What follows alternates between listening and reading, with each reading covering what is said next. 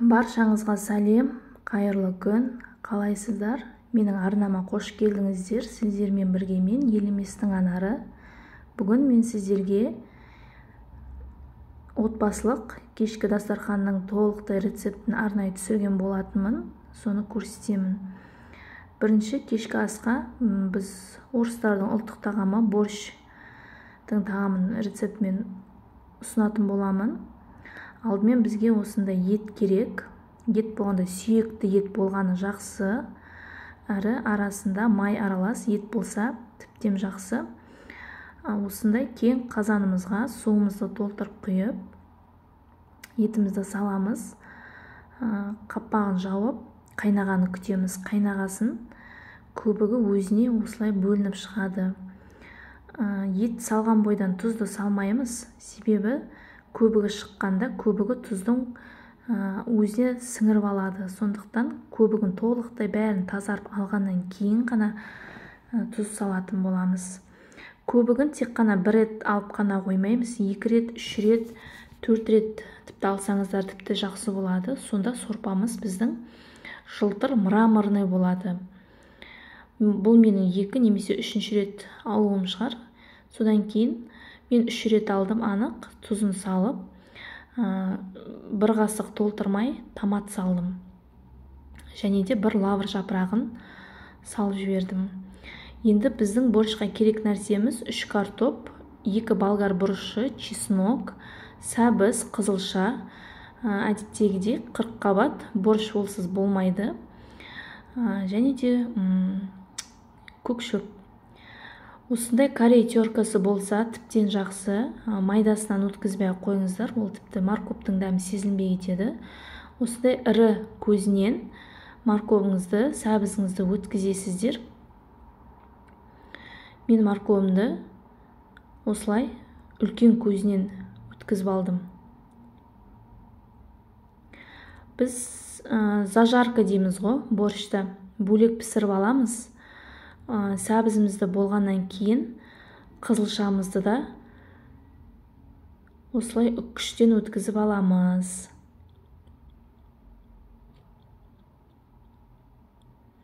Асықпай жаймен жасасаңыздар болады. Міне.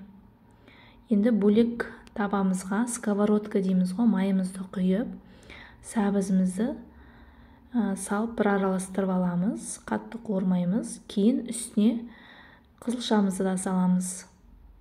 Қызылшамыз көп болғаны өзімізге де жақсы. Борщымыз өте дәмді болады.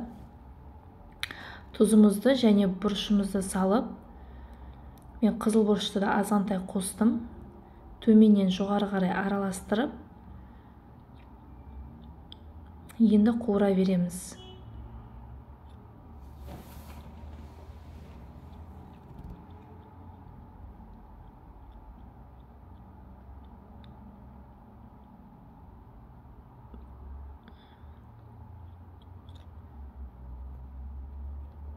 Қапағын жауып, шамамен 10-15 минут демей қойым, бір 10 минут, 10 минутқа оттың астын басып, біздің зажаркамыз кішкене жұмсарғанша қойсаңыздар болады. Сосын қатты батырмай, су құйып, шамамен 15-20 минут пісіріп аламыз жұмсарғанша. Енді 40 қабатымызға кірісеміз. 40 қабатымыздың бірінші қабатын осылай алып тастаймын. Көбіне соғылған, ұрынған, немесе кішкене бұзылған түрлері болады. Сондықтан беткі қабатын алып тастаймын. Енді 40 қабатымызды осылай ұзынша етіп, немесе көбіктап турасаңыз болады. Ол қатты маңызды емес, өзіңізге жеуге ыңғайлы болса болғаны. Міне мен қатты ұзын қылмаймын. 40 қабатымызды осылай турап аламын.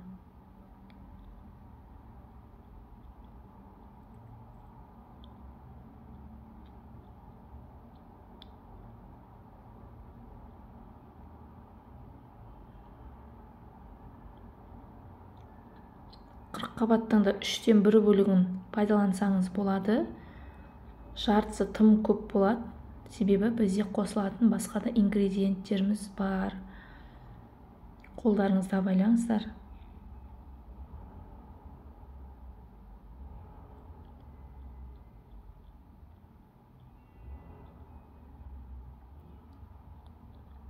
кешкі асқа өте сіңімді тамақ. Жатарға жеп жатсаңыздар да сіздің асқазаныңызға ауыр тимейді. Бізде енді келесі кезекте болгар бұрышы. Болгар бұрышын қатты майдаламай, қатты үлкен ірі қылмай, орташа көлемде 4 бұрыштап турап аласыздар. Дәл осы мен көрсеткен видеодағыдай жасасаңыздар болады. Достар, егер де менің арнам ұнап жатса, менің каналыма тіркеліп, лайк басып, және де колокольчикті басып қойсаңыздар, менің апта сайынғы шығарып отырған жаңа рецепттерім сізге хабарлама болып келіп тұрады. Қазақша каналының дамуына өз үлестеріңізді қосып, мені қолдап отырыңыздар. Біз болгар бұрышын турадық. Енді келесіде картоптарымызды қатты майдаламаймыз. Осылай 4-ке немесе 6 бөлікке бөлсек жеткілікті. Қазір күн суытты. Қыста осындай ыстық сорпаны ішсеңіздер, иммунитетіңізді көтереді. Көкөністерден жасалған, әрі дәруменге толы, өте тойымды тамақ. Енді біздің зажаркамыз пісіп қалды, жұмсарып, қапағын жауып қоямыз. Біздің етіміз де пісіп қалды. Мен шамамен 2 сағаттай пісіріп алдым. 2 сағатта етім толықтай жұмсарып пісті. Етімізді бөлек түсіріп алып, қазір турап сорпамызға салатын боламыз. Енді қазір бірінші қырыққабатымызды саламыз.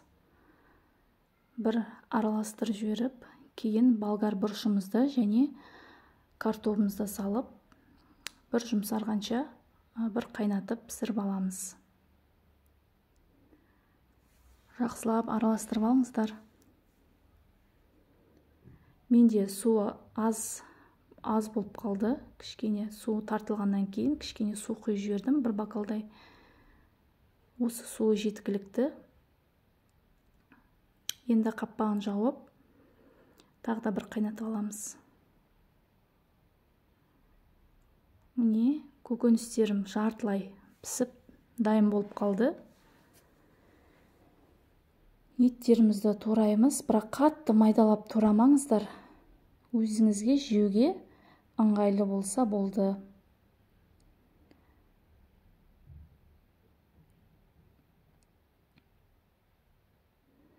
Иісі деген өте күшті, тәбетті ашады. Тұмаурап, салқындап қалсаңыздар да өте керемет. Енді зажаркамызды толықтай барлығын қазанымызға құямыз. Төменнен жоғары қарай араластырып, жақсылап, тағы да шамамен 5-10 минутқа сорпамыз қызарғанша қайнатып аламыз.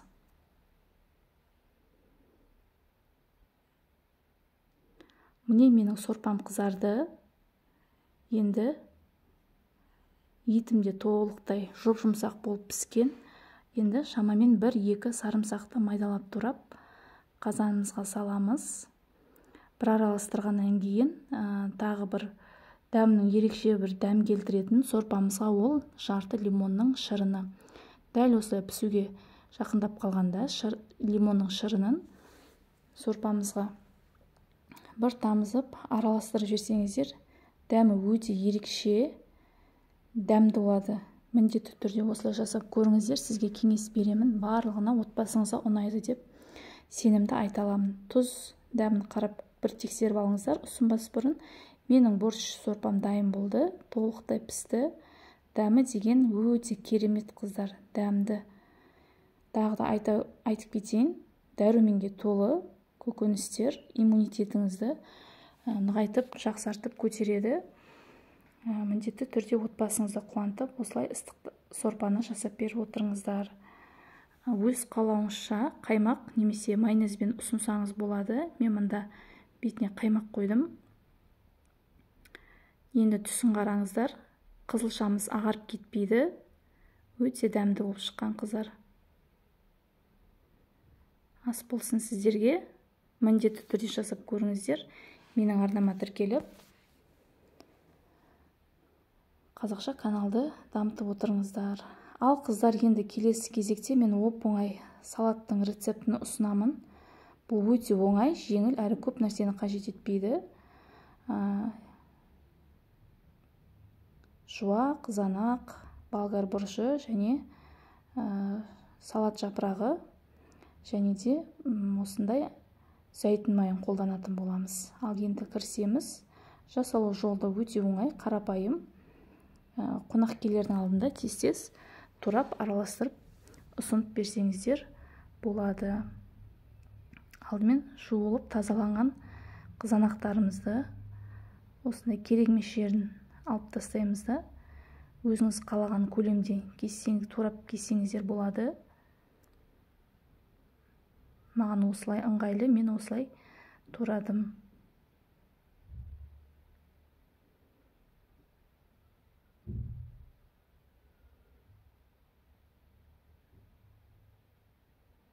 Міндетті түрде керек емес жерін алып тастаңыздар.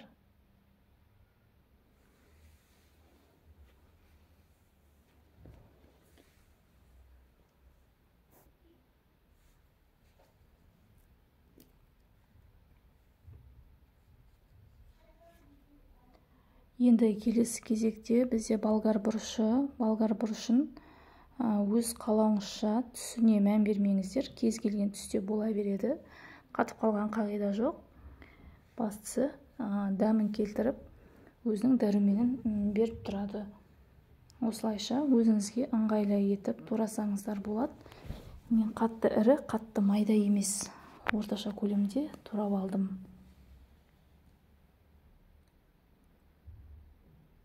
Енді жуамыз. Көк жуаны қолдансаңыздар да болады, пиязымызды. Менде ақ жуа болғаннан кейін ақ түрін пайдаландым. Осылай полукольца дейміз ғой, жартылай турап аламыз.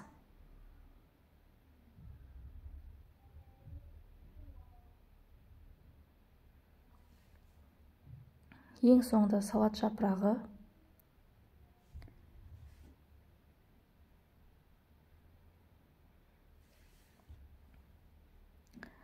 Бұл көкөністерден құралған салаттың дәрумендері бір-бірімен үйлесімділігі мол, әрі пайдалы. Міндетті түрде жасап көріңіздер.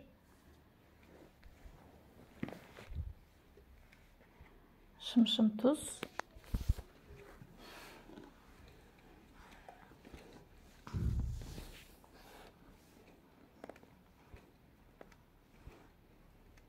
Және де зәйтүн майын үстіне. Мен осындай түрін қолдандым. Өте жақсы түрі. Зәйтүн майымен араластырып, жақсылап, астынан жоғарыға дейін араластырасыздар да, қонақтарыңызға ұсына берсеңіздер болады. Достар, егер де менің арнам сіздерге ұнап жатса, қазақша каналдың дамуына өз үлестеріңізді қосып отыруды ұмытпаңыздар. Менің каналыма подписацияны басып, колокольчикті басып қойсаңыздар, мені жоғалтып алмайсыңыздар. Әр апта сайын шығарған видео рецепттерім сіздерге жоғарыда SMS болып келіп тұрады. Назарларыңызға көп рахмет. Ендеше біз салатымыз да дайын болып қалды. Астынан жоғары қарай араластырып аламыз.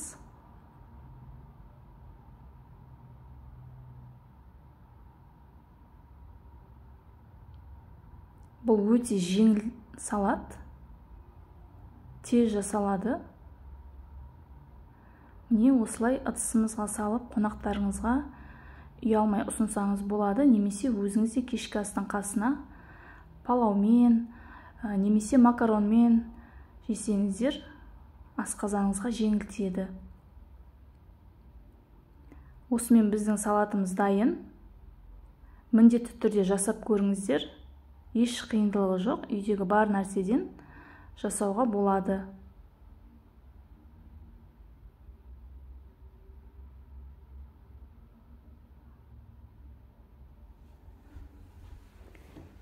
Мен өзім жеп көріп отырмын.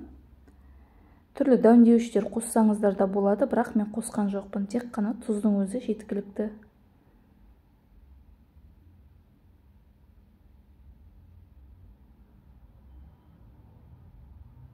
Дастарханның сәнін келтіріп тұрады. дастарханыңызды әрі ашып, сәнін келтіріп, өте әдемі тойымды салады.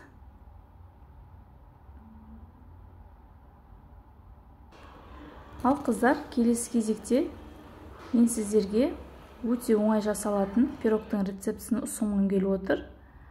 Бізге 200 грамм қант, 320 граммдай ұн, 320 грамм миллилитр айранымыз қажет. Жылы болғаны жақсы. Мында менде 1 шай қасық разрыхлитель, ұн қопсытқыш және жарты шай қасық ванилин, 3 жұмыртқа және де 120 миллилитр кәдімгі семечка май, сұйық май, яғни.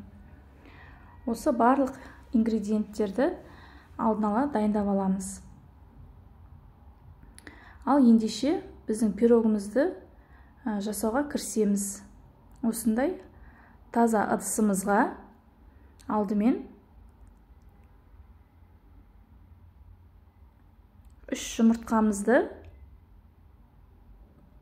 салып аламыз және де 200 грамм қант. Барлығын осылай салыңыздар, түбінде қалып қоймасын.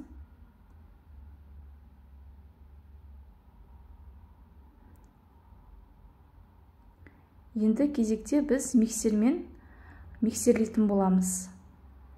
Біздің массамыз 2-3 есеге кішкене көтерілуі керек. Соған дейін жақсылап тұрып миксерлеп аламыз. Міне менің массам сәл болса да ағарып көтерілді.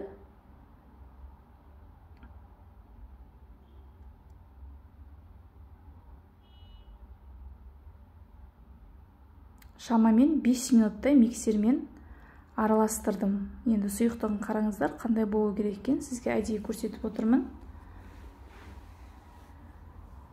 Массамыз көтерілгеннен кейін біз айранымызды құямыз үстіне.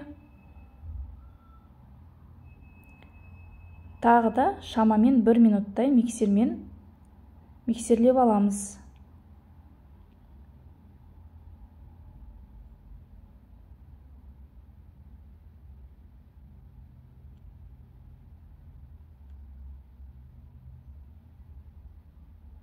Ендігі кезекте бізде ұн. Ұнның үстіне манаме айтып кеткен разрыхлитель, ұн қопсытқышты, яғни және де ванилинімізді осылай ситаға салып, сита болған жақсы, ұн елік массамыздың үстіне қамыр ұнымызды осылай сеуіп аламыз. Бірден барлығын ұнды қоспаңыздар. Мен ылғи айтып жүремін, кез келген қамыр дайындайтын кезде негізі ұнның барлығын бірден қосып жүрмеген жақсы, себебі әр ұнның өзінің тығыздығы болады әртүрлі. Сол себепті 2 бөліп немесе 3 бөліп қарап көрген жақсы болады. Сонда қамырыңыз қатып кетпейді, жұмсақ болады. Міне мен үстіп бөліп жасадым. Сонда қамырыңыз жұмсақ, әрі пышный, көтеріліп, әдемі болады.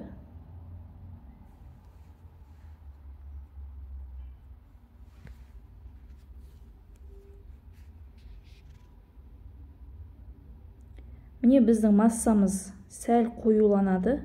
Сол кезде біздің семечка майымыз, яғни сұйық май дейміз, сол сұйық майымызды бетіне құямыз. Соңғы осы ингредиентіміз қалды, осыны қосамыз. Миксерді қосқанда абай болыңыздар, майыңыз шашырап кетпесін. Міне уже біздің қамырымыз қоюланғасын, кішкене миксерге қиындық туындатып жатыр.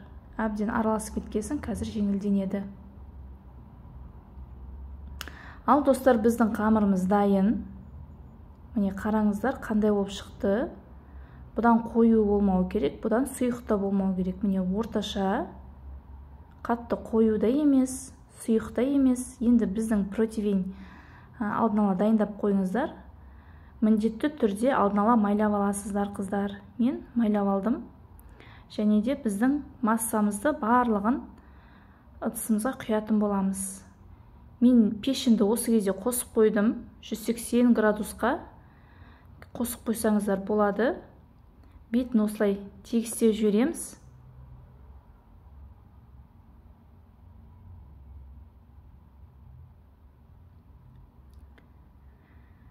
Қызып тұрған 180 градус пешке осы пирогымызды шамамен 30-35 минутта пісіріп аламыз.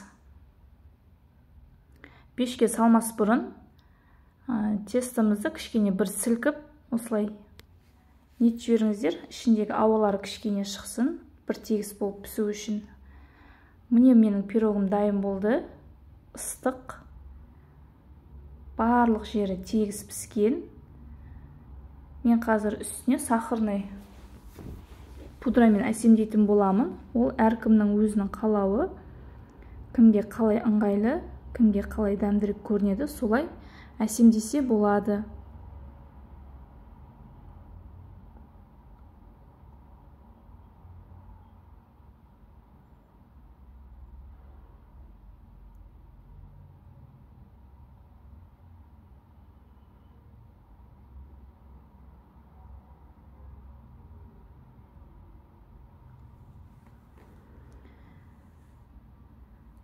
Қазір мен сіздерге пирогымызды жақыннан көрсетіп, кескен кезіндегі түрін көрсететін боламын. Өте жұп-жұмсақ, дәмді. Балаларым бірден шаймен ішіп қойды. Отбасыма қатты ұнады. Сіздерге де жасап көруіңізге кеңес беремін, достар. Міндетті түрде жасап көріңіздер.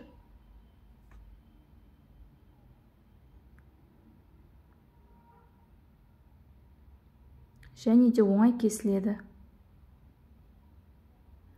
Піскен бойдан шаймен іше берсеңіздер болады. Ешқандай да күтудің қажет жоқ. 2 сағат, 1 сағат тоңазытқышта деп бірден алып жей берсеңіздер болады. Қазір сізге арасын көрсетемін.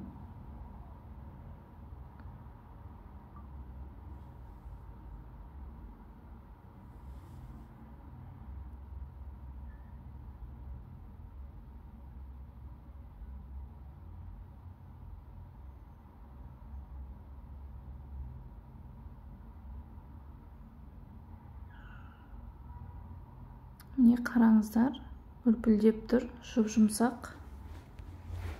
Ыдысымызға салып көрсетейін. Арасы толықтай піскен. Міндетті түрде жасап көріңіздер. Отбасыңызға ұнайтыны сөзсіз.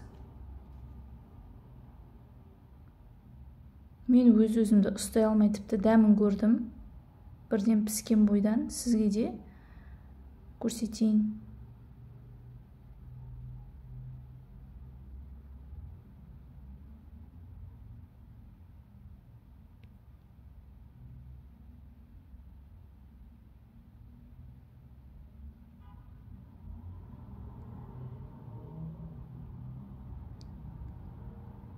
Ас болсын. Ал қыздар, мен сіздерге жеңіл салаттың рецептін ұсынамын. Келесі біздегі жеңіл салат. Менде жалпы рецепттердің барлығы қарапайым. Алдымен қиярымызды ұзынша етіп турап алып, кейін кубиктеп турап бір ыдысымыздың шетіне қоямыз. Дәл солай қызанағымызды да кубиктеп турап алып, қиярымыздың қасына қоямыз. Енді кезекте бізде жұмыртқа, бізге 2 жұмыртқа жарайды.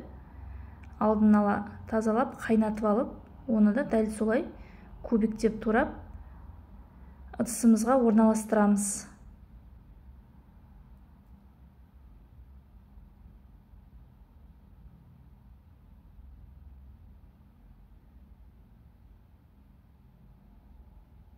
Консерві банкідегі жүгері, бұл біздің салатымызға дәмін келтіреді, және де қытырлық нандар, яғни сухарики дейміз, және де майонез бетіне міндетті түрде араластырып жеп көріңіздер.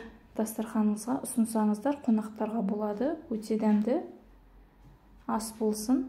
Міндетті түрде жасап көріңіздер.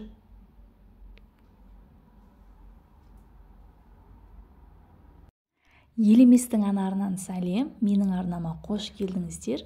Бүгін біз сіздермен осындай өте жұмсақ, арасына вареная сгущенка қосылатын булочки дайындайтын боламыз. Алдымен менің каналыма тіркеліп, лайк басып кетіңіздер. Ендеше біз өте жұмсақ булочкиді жасалу жолына кірсеміз, осындай табамызға жылы суымызды және үстіне жылы сүтімізді құйып, шым-шым тұзымыз және де 2-3 ас қасық қантымызды салып, осылай венчикпен қантымыз ерігенше араластырып аламыз. Одан кейін қантымыз сәл ергесін, үстіне дрожжымызды салып, шамамен 10-15 минутқа көтерілгенше қоямыз. Сосын жұмыртқамызды салып, тағы да бір араластырып жібереміз. Сосын ертілген сармайымызды микроволновкада ертіп, тағы да осылай миксерсіз венчикпен араластырып аламыз. Және де қараңыздар қыздар, оның үстіне мен 1 шай қасық разрыхлитель және жарты шай қасық ванилин салып араластырып алдым. Және де осындай ситаның көмегімен, еліктің көмегімен ұнымызды саламыз. Оның барлығын бірден салып илеп жібермеңіздер, себебі әр ұнның өз тығыздығы болады, әр ұнның тығыздығы әртүрлі. Сондықтан да қамыр илегенде ұнды 2 бөліп, 3 бөліп салатын боласыздар. Енді қараңыздар, бетіне сұйық майымызды жағып, осындай жұмсақ қамыр шығады. Жылы жерге шамамен 1 сағат немесе 1,5 сағатқа көтерілгенше қойып қойыңыздар.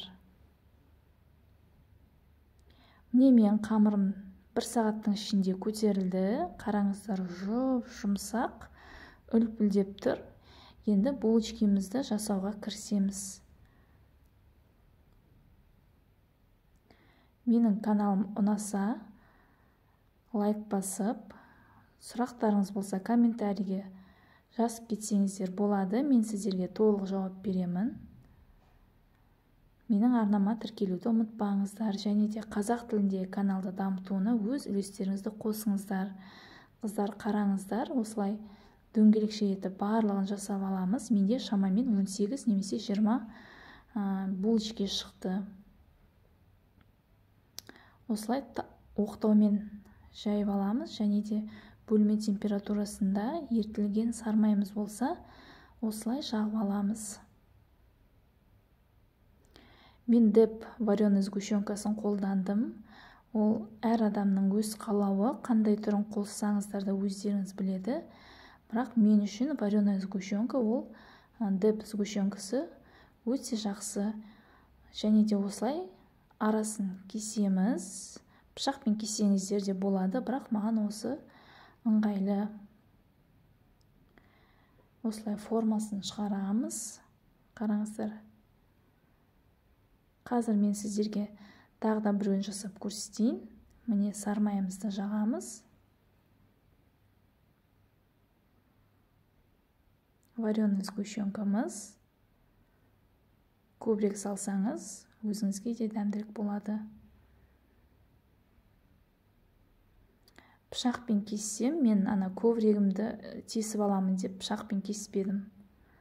Міне қараңыздар.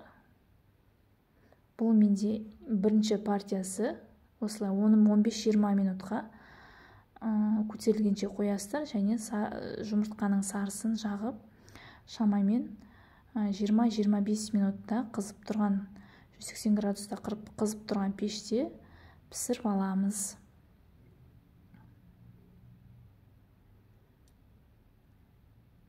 Міне қараңыздар, бұл пісу барысы дайын болып пісті. Жұмсақ, өте дәмді. Балаларыңызға міндетті түрде жасап беріңіздер. Рецепт ұнаса, өздеріңізге сақтап алыңыздар. Сіздермен бірге болған мен, Анар Елемесқызы. Ас болсын. Достар, мен бүгін сіздерге косичка нанының рецептімен бөлісетін боламын.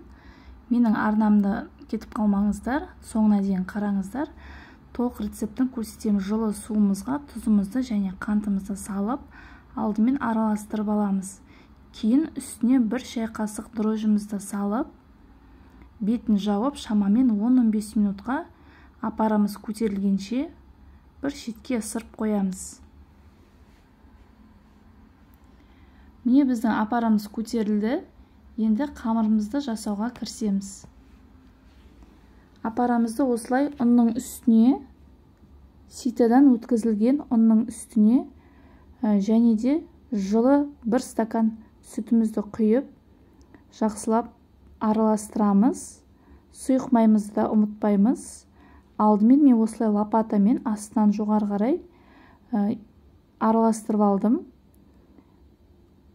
Одан кейін ғана барып қолмен кәдімгі нанды илейтін боламын. Сонда біздің қамырымыз жұмсақтау болады. Міне менің қамырым, наным дайын. Енді 1-1,5 сағатқа көтерілгенше бетін жауып жылы жерге қоямыз. Менің қамырым көтерілді. Қамырымды осылай 2-ге бөлемін. Бір бөлігін 3-ке бөлдім және де ұзынша колбаски дейміз ғой, сондай жасап алдым. Қазір косичка нанымызды жасалу жолын көрсететін боламын. Міне кәдімгідей шаш өргендей қылып қамыр нанымызды осылай формасын келтіріп жасаймыз және астын майланып тұрған противенге саламыз. Енді екіншісі бұл батон түрі. Бұның қамырды осылай қатты жұқа қылмай жайып, арасына сармай жағып жіберсеңіздер де болады. Мен жаққан жоқпын. Міне қасына орналастырамыз. Таза қолданылмаған алмаспен батонымыздың бетін тіліп жібереміз. Бұл жай ғана сәндік әсемдік үшін және де 15-20 минутқа нанымыз көтерілгенше қоямыз. Менің наным көтерілді. Бетін жұмыртқаның сарысымен жағып, үстіне өзіңіздің қалауыңызша мак немесе кунжут сеуіп жіберсеңіздер болады. Қызып тұрған 180 градус пеште шамамен 25-30 минутқа пісіріп алсаңыздар болады. Өте жұп-жұмсақ, дәмді. Қараңыздар, арасы толықтай піскен. Міндетті түрде осы рецептпен жасап көріңіздер. Назарларыңызға көп рахмет. Жақсы күндерде кездескенше. Қараңыздар, арасы өте жұп-жұмсақ, толықтай пісіп шығады.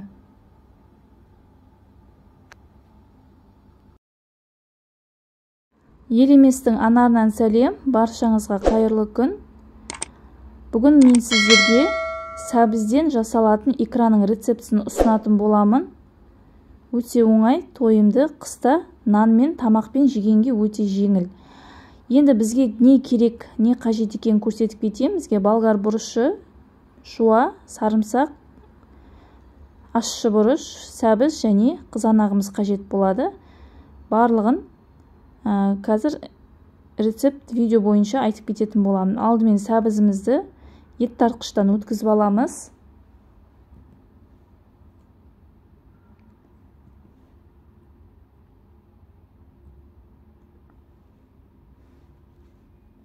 Барлығын кезек-кезек жасаған жақсы. Келесі кезекте менде тәтті болгар бұрышы,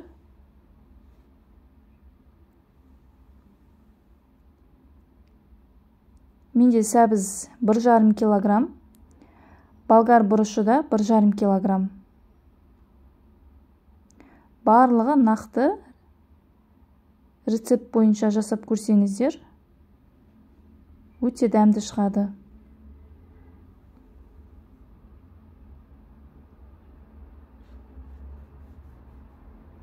Міне болып қалдық болгар бұрышымызды. Енді келесі кезекте қызанағымызға кірісеміз.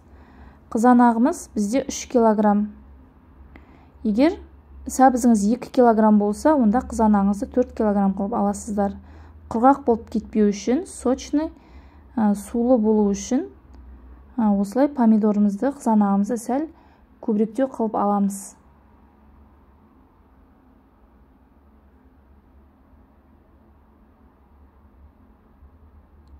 Енді жуамызды майдалап тураймыз, кубиктеп.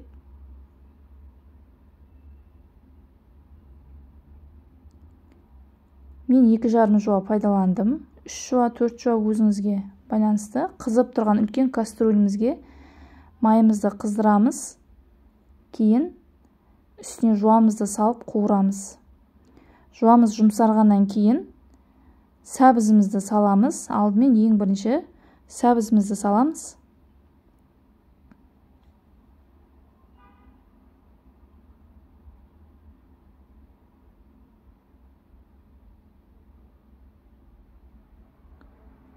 Жақсылап араластырып аламыз. Кішкене 5-10 минутқа қуыруға қоямыз.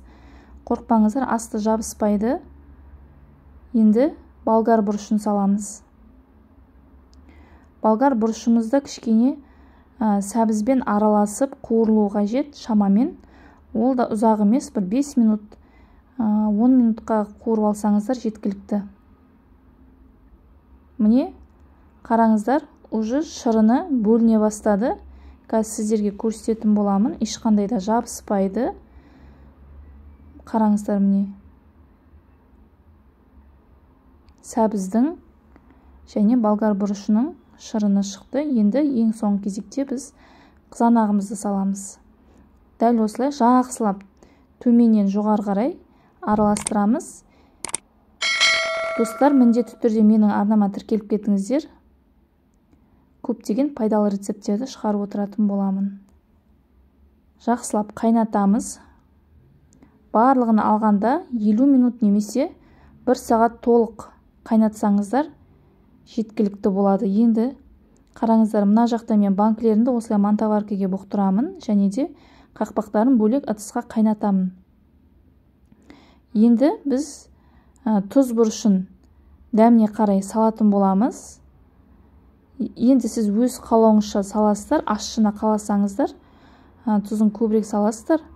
Мен қазір сарымсақпенен 2 дана қызыл бұрыш, ащы бұрыш, яғни 2-ін салдым. Бұл менде қатты ащы да болған жоқ, дәмсіз де болған жоқ. Өте керемет болып шықты.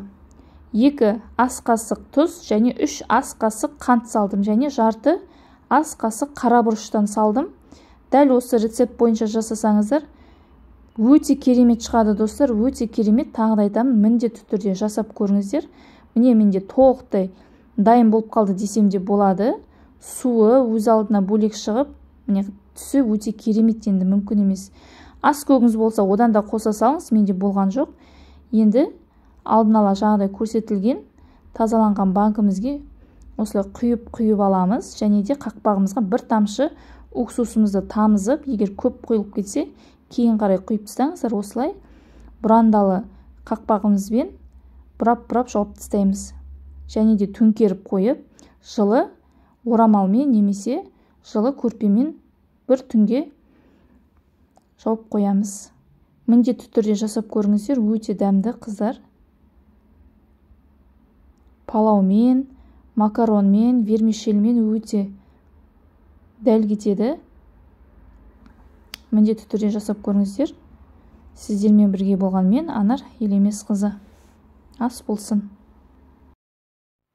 Елеместің Анарынан сәлем, баршаңызға қалайсыздар? Бүгін мен сіздерге үй жағдайында көп нәрсені қажет етпейтін, бар жоғы 3 нәрседен тұратын сырдың жасалу жолымен бөлісетін боламын. Толық рецептсін описанияға төменге жазып кететін боламын.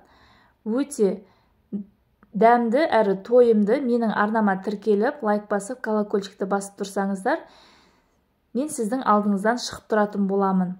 Ал ендеше сырды жасалу жолына кірсеміз. Мен дүкеннің сүттерін қолдандым. Егер де сізде үйдің сүті болса, тіптен жақсы. Менде үйдің сүті болмағандықтан дүкеннің сүтін пайдаландым. Осындай кең кастрөлге, қазанға қолдансаңыз, алдымен құйып аламыз. 1 литрліктен 2 литр сүт. Мендегі мына қазан 5 литр. Сондай 5 литр қазанға 2 литр сүт құямыз. Бірден қазанға қоймаймыз. Осылай бірінші сүттерімізді құйып, сосын қоямыз. Сүтімізді қайнатпаймыз. бірден 1 шай қасық тұзымызды салып, төменнен жоғары қарай сапыртып ожау қасығымызбен араластырып аламыз. Қайнатпаймыз бірақ. Енді қараңыздар, 4 жұмыртқа. Егер сізде жұмыртқаңыз кішкентай болса, 5 жұмыртқаны пайдалансаңыз болады. Менде үлкен жұмыртқа болғандықтан 4-еуін пайдаландым, және де дүкеннің қаймағы жарайды, 20 немесе 25%. Мен 4 қасық салам. Егер сіздер 5 жұмыртқа салатын болсаңыздар, 5 қасық қаймақ саласыздар. Алдымен осындай шаңышқымен былғап алдым. Кейін венчиктің көмегімен араластырып аласыздар. Енді массамыздың сұйықтығын қараймыз. Қатты сұйық немесе қатты қою болмауы тиіс. Дәл осындай видеодағы болса жарай береді. Енді сүтімізді қайнатпаймыз, жай ғана ысыған кезде осы сұйықтығымызды толықтай барлығын құйып жібереміз. Құйғаннан кейін шамамен 3-4 минуттан кейін іртіктері өздері бетіне қарай шығып, сұйықтықтан бөліне бастайды. Осылай ожаумен төменнен жоғары қарай жақсылап араластырып тұрасыздар, ұмытып кетпеңіздер. Менде шамамен тағы да 10 минуттай өтті. Қараңыздар, тағы да іртіктері сарғайып, сұйықтықтан бөліне бастады. Осылай өзімен өзі бөлінеді. Оттың астын қатты шығармаңыздар, орташа отта қызып тұрса болады. Міне, тағы да 10 минут өткеннен кейін іртіктеріміз көбейіп, және өзі бөліне бастайды.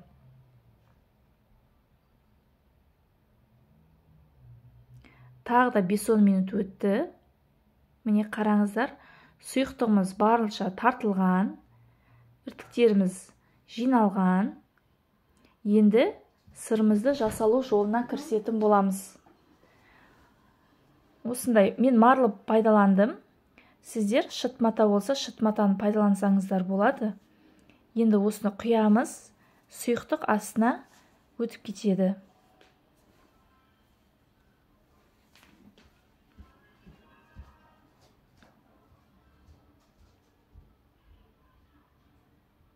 Енді осыны осылай жинаймыз.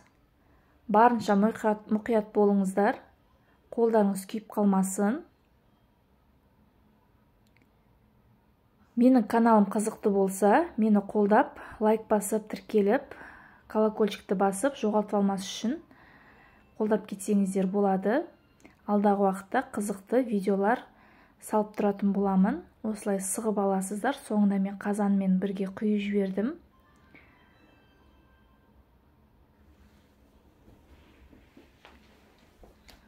Басында ыстық болады, сұйықтығы бірден ағып кетпейді. Артық суынды мен құйып тастадым, төгіп, ол енді бізге қажет болмайды. Қараңыздар, әлде де сығып жатырмын, үстінен басып, барынша, сонда да сұйықтық әлі кете қойған жоқ, бірден кетпейді. Қасықпен де басып жіберіңіздер, мен ұқсап.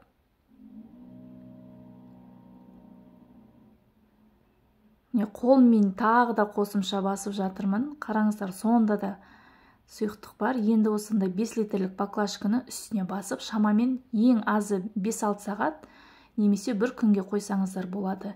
Мен міне 1 күн қойдым. 1 күннің ішінде менің сырым жинақталып, әдемі болып шыққан. Қазір сіздерге көрсететін боламын, марлымды ашып. Міне қараңыздар, өте керемет. Иісі өз алдына, оңай кесіледі, сынбайды, үгітілмейді. Өте дәмді. Қыздар, жасап көріңіздер міндетті түрде.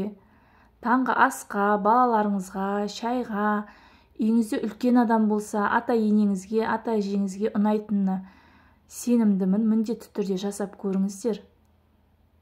Тіпті осыдан кейін дүкеннен сатып алмай-ақ үйден жасасаңыздар да болады. Қараңыздар, өте әдемі.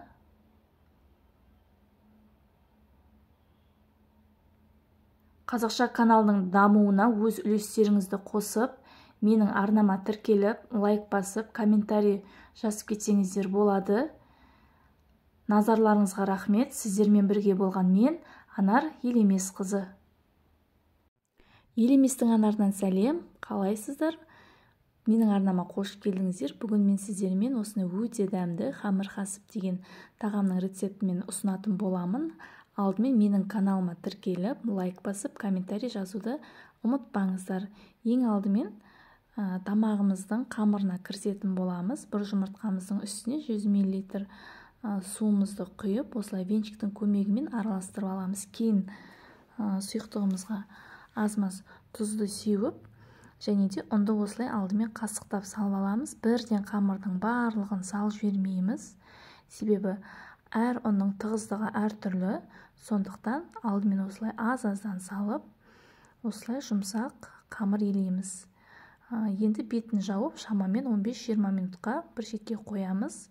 Енді фаршымыздың үстіне майдалап туралған жуамызды және бір қайнатылған күрішімізді дәл осы видеодағыдай саламыз. Тұзымыз міндетті түрде қара бұрыш және де аз-маз паприка салдым. Енді осы начинкамызды жақсылап астан үстіне қарай араластырамыз. Ал ендеше қамырымызға кірісеміз. Менің қамырымда қараңыздар, өте жұмсақ,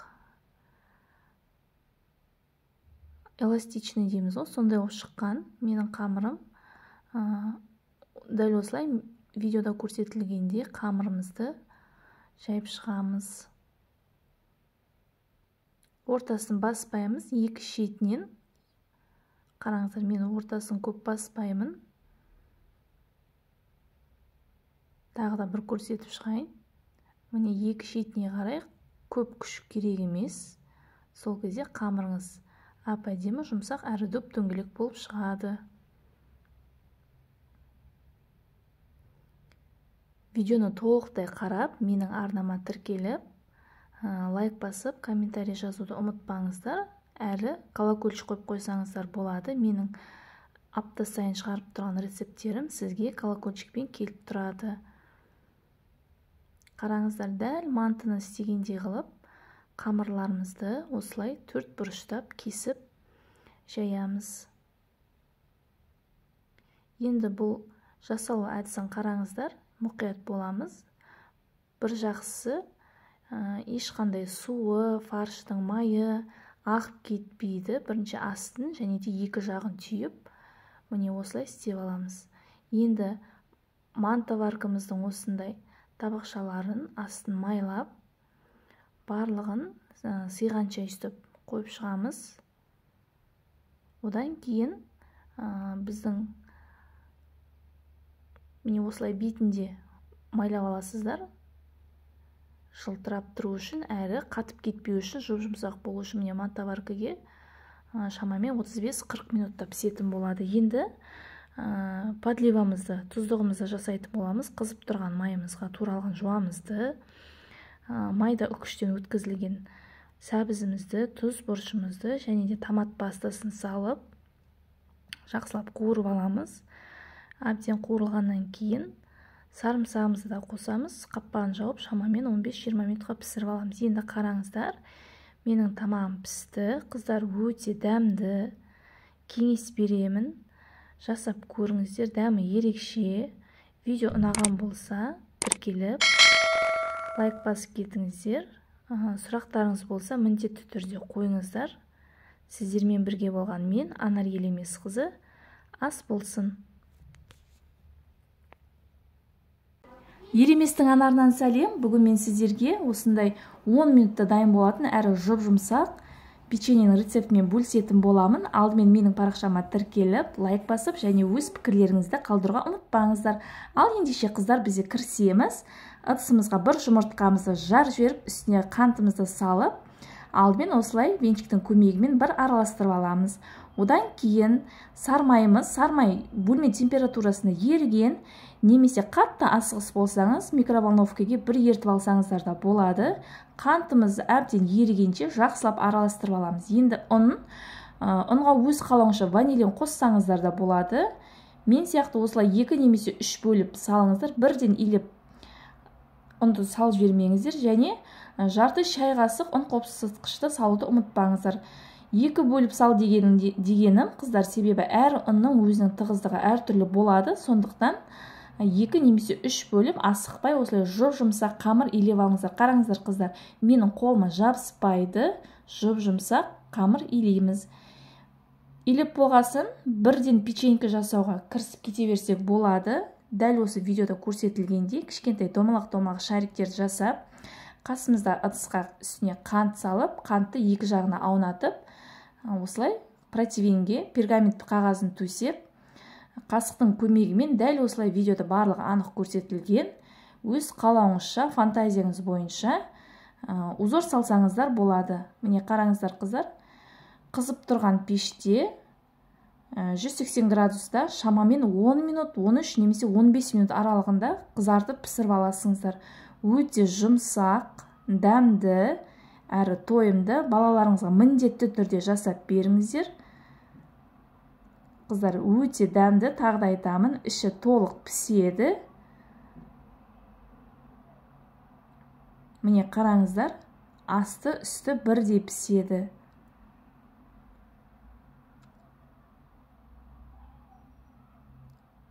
Рецепт сізге ұнады деген ойдамын. Тез әрі оңай.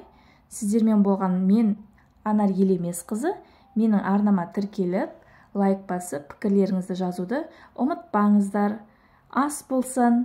Баршаңызға сәлем достар. Бүгін біз осындай өте дәмді, керемет макаронный гнезда дайындайтын боламыз, яғни салангани. Алдымен менің каналыма тіркеліп, лайк басып, комментарий жазуды ұмытпаңыздар. Ал ендеше қыздар, біз бастаймыз. Алдымен табамызға майымызды құйып, майдалап туралған жуамызды салатын боламыз. Жуамыз сәл қуырыла бастаған кезде майдалап туралған сәбізімізді саламыз. Енді оның үстіне майдалап туралған картопымызды салып, жақсылап араластырып аламыз. Одан кейін тұзымызды саламыз. Жақсылап араластырып аламыз. Бұрышымызды да саламыз. Лавр жапырағын және де сарымсағымызды салып, жақсылап араластырамыз. Енді томат пастасын салып, осылай араластырып, үстіне шамамен 200 мл су құйып, қаппағын жауып, 15-20 минутқа піскенше қоямыз. Енді фаршымыздың үстіне бір дана жуамызды майдалап турап, үстіне тұзымызды және бұрышымызды салып, дәл видеода көрсетілгендей жақсылап араластыратын боламыз. Ал қазір сіздерге саланганидің қалай жасалу керек әдісін толық көрсететін боламын. Бір осындай саланганидің ішінде шамамен 18 штук болады. Енді қараңыздар, біреуін аламыз, осылай міне сізге көрсетемін. Осылай созып жібереміз қыздар. Екеуінің айырмашылығын қараңыздар. Дәл осылай жасаңыздар. Сонда сіздің саланганіңіз шикі болмай, асты үсті барлығы пісетін болады. Міне қараңыздар, видеода толық көрсеттім, бірақ жаймен созыңыздар, сынып кетпесін. Енді қараңыздар қыздар, астың жағын көрдіңіздер ғой, ол астында тұрады. Дайын фаршымызды, яғни начинкамызды осылай қасықтың көмегімен итеріп, толтырып ішіне салатын боламыз. Міне қараңыздар, міне төменге қарай жібереміз. Сонда біздің фаршымыз шығып кетпейді. Міне мен барлығын жасап шықтым, қыздар. Қараңыздар, енді манағы біздің дайын болып қалған подливамызға үстіне барлығын біртіндеп салып шығамыз. Уайымдамаңыздар, барлығы табаға сияды қазанымызға. Енді бір дана сарымсағымызды үстіне салып, және де шамамен көп батырмай су құямыз. 20-25 минутқа пісіріп алсаңыздар болады. Міне менде 25 минутта пісті. Өте дәмді қыздар, міндетті түрде жасап көріңіздер.